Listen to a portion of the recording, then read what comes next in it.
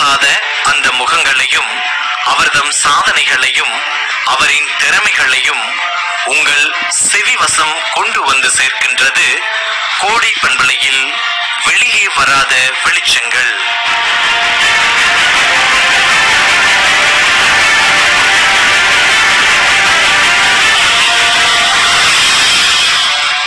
களப்பயணத்தில் தேடி கண்டறிந்த வெளிச்சங்களை உங்கள் வசம் சேர்க்க நான் அறிவிப்பாளர் கார்த்திகேயன். நேயர்கள் அனைவருக்கும் உற்சாகமான காலை வணக்கம்.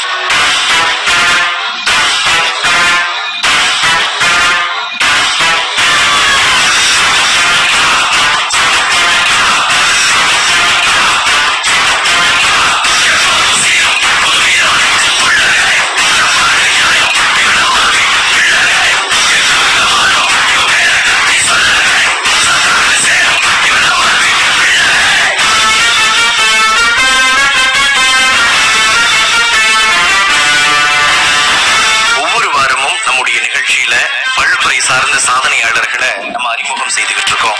அந்த வரிசையில இந்த வாரம் விவசாயம் சம்பந்தமான ஒருவரை சந்தித்து பேச போறோம்.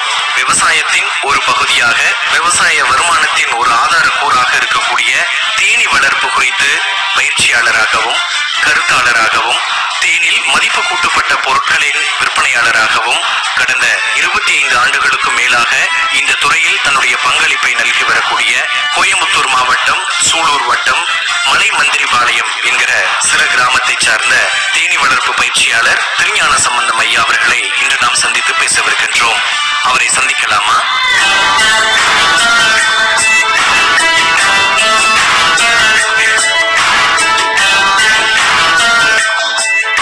ஐயா வணக்கங்க ஐயா.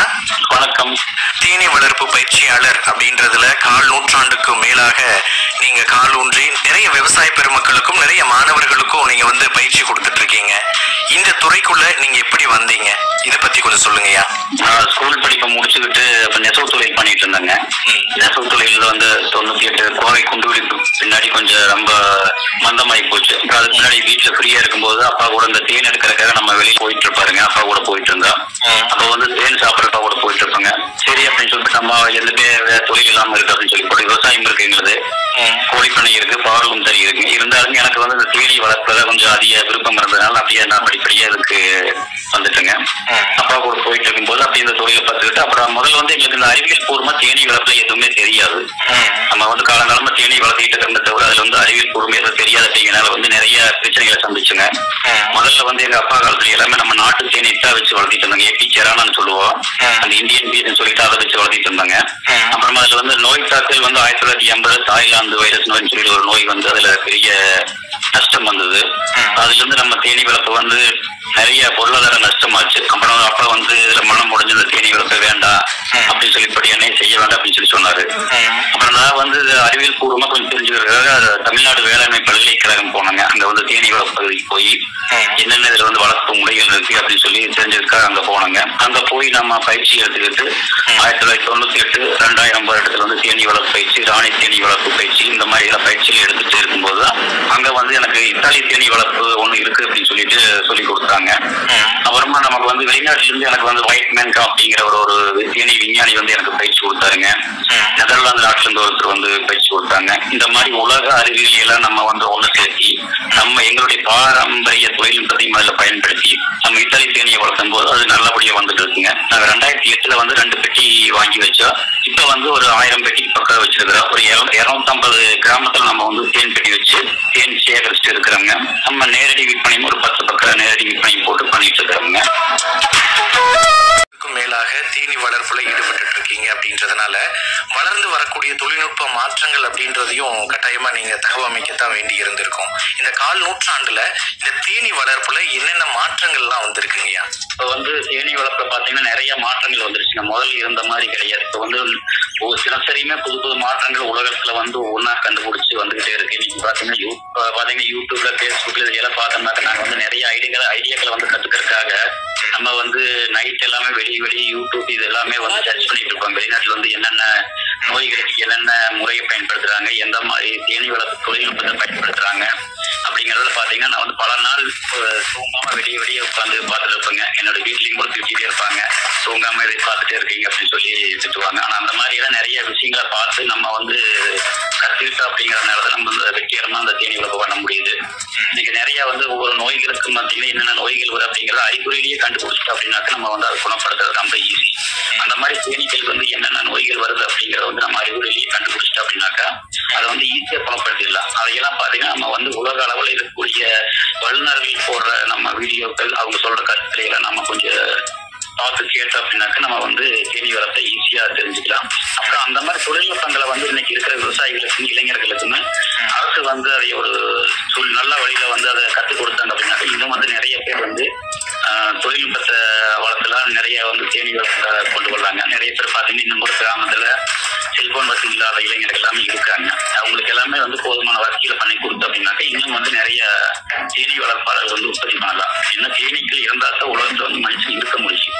தேனீக்கள் இல்லை அப்படின்னாக்கா அடுத்த 4 வருஷத்துல மனுஷன் வந்து இருக்க முடியாது. ஏன்னா மரம் செடி இல்லாம உணவு உற்பத்தி ரொம்ப குறைஞ்சு உணவு கட்டுப்பாடு வந்து பஞ்சமாகி இறக்க வேண்டிய சூழ்நிலை வருங்க.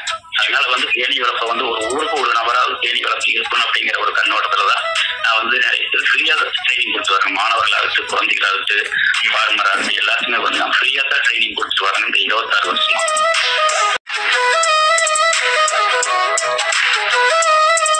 விவசாயத்தினுடைய வருமானத்தினுடைய இன்னொரு கூறாகத்தான் இந்த தேனி வளர்ப்பு அப்படின்றது பார்க்கப்படுது. இப்ப நீங்க சொன்னீங்க 2008 தொடங்கி நீங்களே செய்துட்டு இருக்கீங்கன்னு சொன்னீங்க. இப்ப வருமான அடிப்படையில் பார்க்கும்போது இந்த தேனி வளர்ப்புல எவ்வளவு வருமானம் சராசரியாக கிடைக்கக்கூடும்? மற்ற விவசாய வருமானம் பாத்தீங்கன்னா அது வந்து நிரந்தரம் இல்லாத விலை தானங்க. ஒரு டைம் வந்து அதிக விலைக்கு போகுது, கம்மி விலைக்கு போகுது, மழை இல்லாத பிரச்சனை, இந்த மாதிரி இயற்கை பிரச்சனைகள் வந்து பல பிரச்சனை இருக்கு. நான் வந்து விவசாய குடும்பத்திலேயே பிறந்ததுனால காய்கறிகள் வந்து நல்ல விலை வருது. அப்ப வந்து காய்கறி மழை பெஞ்சு விலை இல்லாம போகுது. இந்த மாதிரி எல்லா விவசாயிகள் சந்திக்கிற பிரச்சனைகளை சந்திச்சு நடக்க நம்ம வந்து அப்புறமா சரி இந்த தேனி வளர்ப்பு கொள்ளலாம். தேன் வந்து 100 வருஷம் ஆனாலும் கெட்டு போகாது, நம்ம வந்து இருப்பு வச்சு மறுபடியும் நம்ம வந்து அதிக நாளைக்கு வச்சு நல்ல விலைக்கு விற்பனை பண்ணலாம் அப்படிங்கிற ஒரே காரணத்துக்காக நம்ம வந்து இதுக்குள்ள வந்தோங்க. அதனால மற்ற பவர்லூமோ கோழி பண்ணை எல்லாமே இருந்தாலும் இதுல கொஞ்சம் எனக்கு வருமானம் வந்து அதிகமா தெரிஞ்சது. ஆனா வந்து ரொம்ப கஷ்டம் இருக்கு. இதுல எல்லாம் பாத்தீங்கன்னா தேனி வளர்க்குறவங்க எல்லாம் வந்து அடிப்படையில ரத்தத்தை வேலையை செஞ்சுதான் தேனி வளர்க்கறதுக்கு வர்றாங்க. அவ்வளவு கஷ்டப்பட்டு இருக்கிறதுனாலதான் அப்பா வந்து என்ன வந்து அவ்வளவு கஷ்டப்பட்டு நீங்க தொழில் செய்ய வேண்டாம், வேற தொழில் இருக்கு, நம்ம கோழி பண்ணி இருக்கு, பவர் உங்களுக்கு அதையே பார்த்துட்டு செய்ய வேணாம்னு சொன்னாருங்க. இருந்தாலும் நான் வந்து அதையும் பார்த்துக்கிட்டு இதையும் அப்படியே நம்ம கொஞ்சம் கொஞ்சமா பண்ணிட்டு வந்தோங்க. அப்பா கொஞ்சம் நல்லா முன்னேற்றம் வந்ததுக்கு அப்புறம் அப்பாவுக்கு கொஞ்சம் விருப்பம் ஆயிடுச்சுங்க. சரி இதெல்லாம் பண்ணு அப்படின்னு சொல்லி விட்டுட்டாரு. அப்புறமா நான் அதுல வந்து முழு நேர தொழிலா செய்யறதுக்கு இறங்கிட்டேங்க.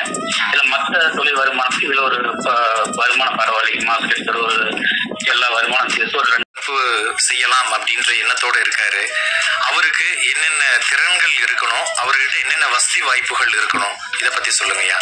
தேனி வளர்த்தணும் அப்படின்னாக்க நம்ம மற்றபடி இந்த யூடியூப்ல எல்லாம் சொல்ற மாதிரி நிறைய வந்து கோடிக்கணக்கில் சம்பாதிக்கலாம் அப்படின்னு சொல்லி நிறைய பேர் வந்துடுறாங்க. வந்துட்டு நம்ம பெட்டி வேணும் இவ்வளவு பெட்டி கொடுத்தா வச்சோம்னாக்கா நமக்கு மாசம் இவ்வளவு வருமானம் வரும் அப்படின்னு சொல்றாங்க. ஆனா வந்து முதல்ல வந்து ஒரு தேனி வளர்ப்பாளன்னு தெரிஞ்சுக்க வேண்டியது, தேனீக்கள் வந்து பொட்டுச்சு அப்படின்னாக்கா நம்மளுக்கு காய்ச்சல் வருதா, அலர்ச்சி ஆயிருக்குதா, இதெல்லாம் இருக்குதான்னு பார்த்துக்கிட்டு ஒரு 2 பெட்டி மட்டும் வாங்கி வச்சு அதையெல்லாம் பார்த்துக்கிட்டு அப்புறமா தான் நம்ம வந்து அதிகமா இருக்கணும். வந்து கார் ஓட்டுறது எப்படின்னு சொல்லி புக்குல படிச்சோம்னாக்கா ரோட்ல கார் ஓட்ட முடியாது.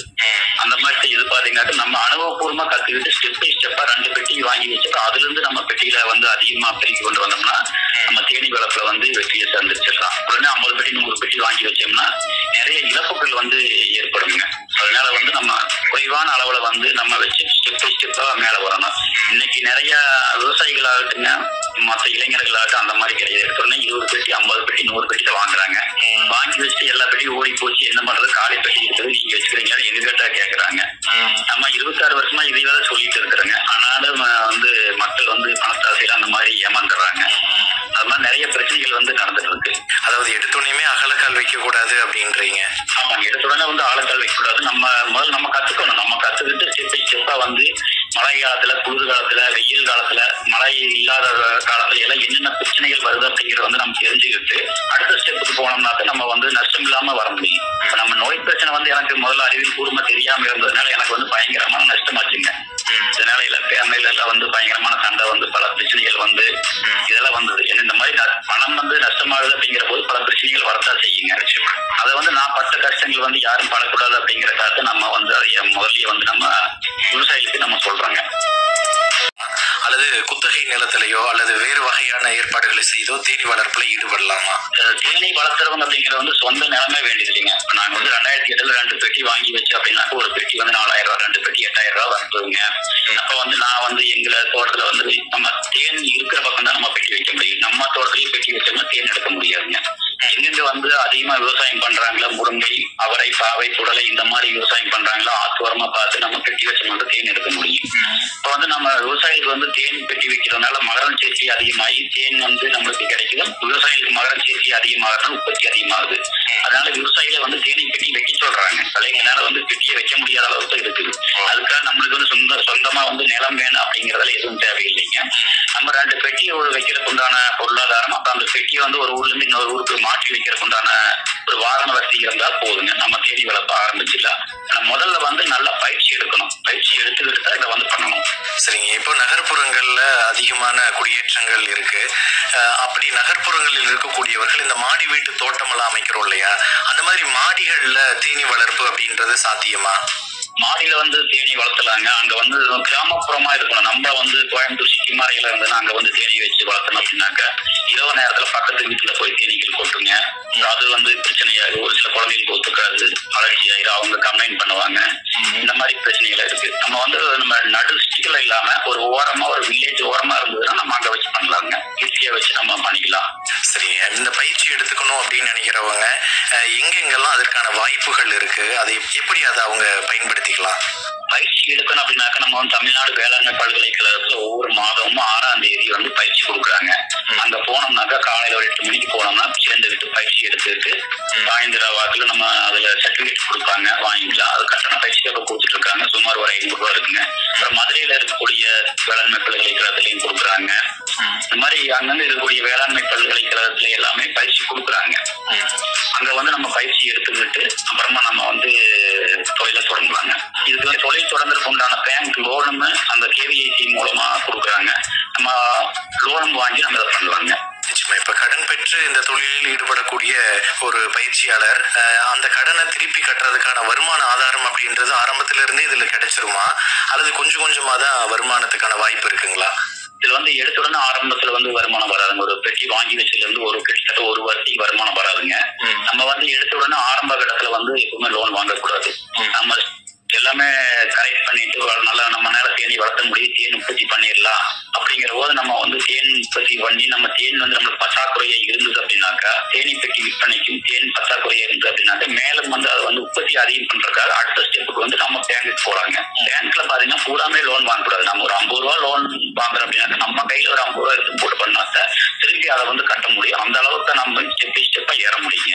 100க்கு 100 லோன் வாங்கணும் அப்படின்னாக்கா திடீர்னு வந்து மழை இல்லாம போயிடும். ஒரு வருஷம் அதிகமா மழை பெஞ்சு எல்லாமே நஷ்டத்துக்கு போயிடுது. அந்த மாதிரி வந்தது அப்படின்னாக்க நம்ம சிக்கலாகி போகுங்க. அதனால எடுத்த உடனே வந்து நம்ம அதிக கடன் வாங்கக்கூடாது. அப்புறமா நம்ம கடன் வாங்கிட்டு கட்ட முடியல அப்படிங்கிற ஒரு பிரச்சனை தெரியும், நம்ம தொழிலை பார்க்க முடியாம போயிடுது. அதனால எப்போதும் பாத்தீங்கன்னா கடன்லயே வந்து நம்ம கடனே இல்லாம இருக்கிறத நம்மளுக்கு வந்து மிகச்சிறந்த வழி. தேனி வளர்ப்பு, தேனி பயிற்சியாளர் அப்படின்றத தாண்டி தேனியில மதிப்பு கூட்டப்பட்ட பொருட்கள் அப்படின்ற அளவுலையும் தேன் சம்பந்தமான நிறைய ஆய்வுகளையும் மேற்கொண்டுட்டு இருக்கீங்க. அது சம்பந்தமா கொஞ்சம் சொல்லுங்களேன். நான் தேனி வளர்ப்பு வந்ததுக்கு அப்புறமா நான் வந்து 2000 வாக்கில் யூனிவர்சிட்டியில போய் சேர்ந்தேங்க. யூனிவர்சிட்டியில டாக்டர் முத்துராமன் சொல்லி ஒரு தேனி வளர்ப்பு பேராசிரியர் இருந்தாரு. அவரு கூட சேர்ந்து நாங்க வந்து நிறைய ஆராய்ச்சிகள் பண்ணாங்க. நம்ம நாட்டு தேனிக்கு வந்து நோய் எப்படி வருது, எப்படி பரவுது, அதை எப்படி கட்டுப்படுத்துறது, அது எந்தெந்த மாதிரி இடங்கள்ல வச்சு வளர்த்தனாக்க நோய் தாக்குதல் கம்மியா இருக்கு அப்படிங்கிற ஒரு ஆராய்ச்சி பண்ணாங்க. அப்புறமா இந்த கொசு தேனீக்கா வந்து இருக்கு, இந்த சின்ன கொடுக்கலாத தேனின்னு சொல்லுவாங்க, ஸ்டிங்லெஸ் தேனின்னு சொல்லி, அதை வந்து பெட்டியில வளர்த்துறது எப்படிங்கிறத கண்டுபிடிச்சுங்க. அது வந்து பெட்டியினுடைய அளவுகள் என்னென்ன அப்படிங்கிறத கண்டுபிடிச்சுங்க. அதுக்கு வந்து பெஸ்ட் அவார்டும் கூட அவருக்கு கொடுத்தாங்க. அப்புறமா இந்த தேன் நெல்லி பண்றாங்க, தேன்ல இருந்து தயாரிக்கிற தேன் நெல்லி, ரோஜா பூ போட்டு தேன் குழுக்கண்டு, மூங்கில் குறிச்சு வந்து நம்ம வேக வச்சு தேன்ல போட்டு கொடுக்குறோங்க. அப்புறம் தேன் மெழுகு எடுக்கிற தேன் மெழுகுல இருந்து ஒரு 10 வகையான சோப்புகள் பண்றாங்க. முத்தானி மிட்டி இந்த மாதிரி, சோப்பு இந்த மாதிரி நிறைய வகை சோப்புகள் வந்து நம்ம உடம்புக்கு தேவையான கெமிக்கல் இல்லாத ஆர்கானிக் சோப்பை நம்ம வந்து பயன்படுத்தி பண்ணிட்டு இருக்கிறோங்க. அது இந்த மாதிரி ஒவ்வொன்றும் நம்ம வந்து தேனீக்கள் கூட்டங்களை விற்பனைக்கு நம்ம கொடுக்குறோம். இந்த மாதிரி நம்ம வந்து எடுத்தோடனே நம்ம தேன் மட்டும் நம்ம விற்பனைக்கு கொடுக்காம தேனை வந்து ப்ராசஸ் பண்ணி அதை வந்து பாட்டில் அடைச்சு நம்ம லேப் டெஸ்ட்டுக்கு அனுப்பி அப்புறமா அதுக்கு வந்து அக்மார்க் ஸ்டிக்கர் போட்டு நம்ம வந்து கடையிலுக்கு சேல்ஸ் கொடுக்குறோங்க. இந்த மாதிரி ஒவ்வொன்றா வந்து நம்ம வச்சுட்டு பண்ணும்போது நம்மளுக்கு கொஞ்சம்